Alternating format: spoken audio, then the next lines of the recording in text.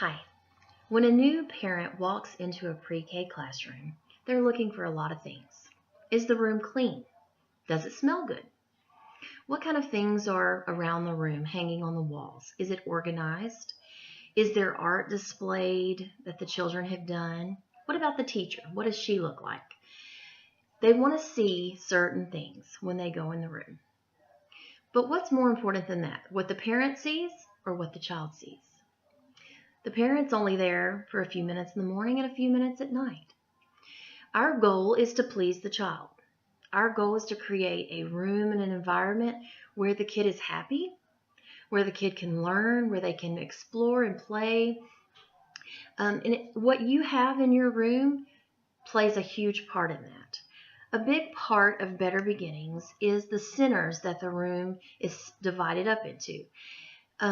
Children learn through play. That's a proven fact. They don't learn by sitting at a desk doing worksheets or things like that. They learn with hands-on experiences. So we're going to talk about what is important in your classroom. We're going to hit 6 basic centers today. All of these are things that if you're going through the process of becoming a Better Beginning center, they're going to look for in your rooms. The first center we're going to talk about is dramatic play, because that tends to be the center that most children are drawn to. Dramatic play involves things in the classroom where they can pretend. You need to have things like dolls, dress-up clothes, small furniture like kitchens, tables and chairs that they can sit at.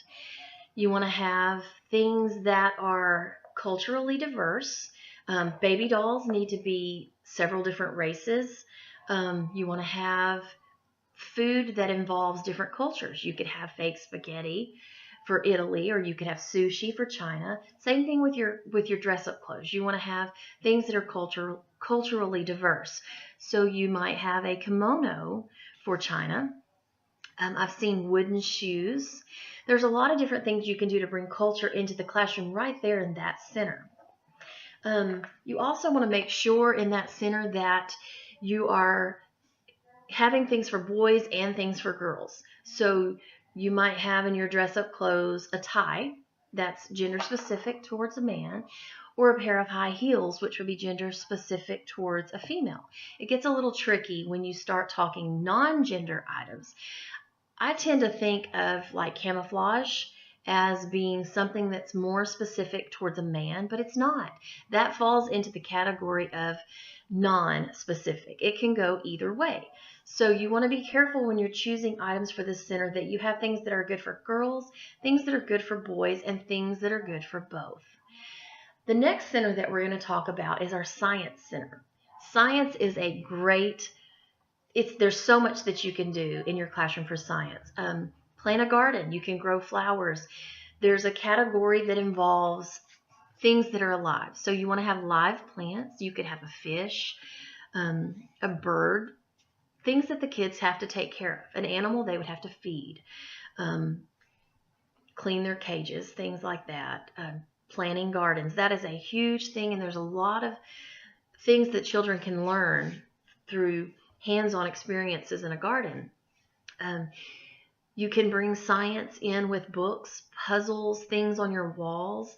Science is brought in during your large group time by having a session where you talk about the weather outside, where you go to the window or maybe go outside and talk about what's going on, things that they see. The next category would be your art center.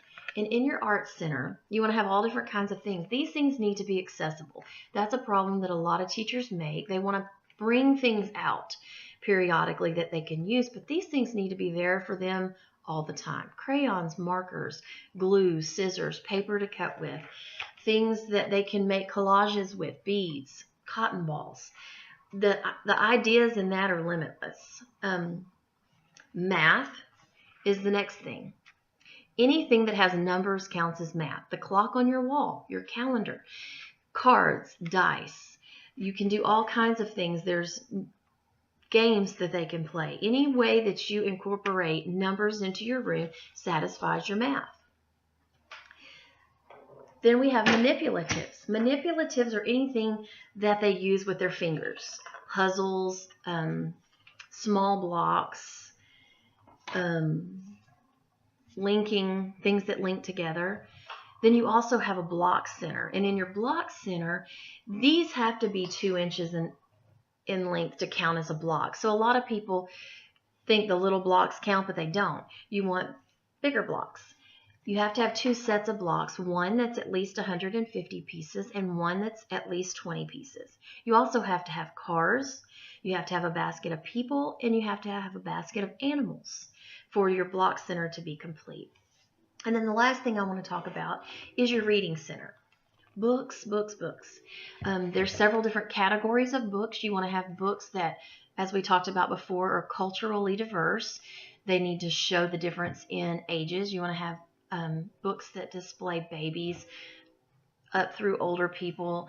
You want to have books that are fantasy. You want to have books that show different abilities. Children in wheelchairs or wearing glasses, kids that are blind. Large assortment of books. So you see, everything that you put in your room matters. Kids spend the majority of their day in these centers playing. These things need to be rotated and changed. You don't want to ever keep the same things in your rooms for long periods of time. So take time to go through your centers in your classroom and make sure that everything that you need is there, everything that they need to learn from, everything that they need to have fun.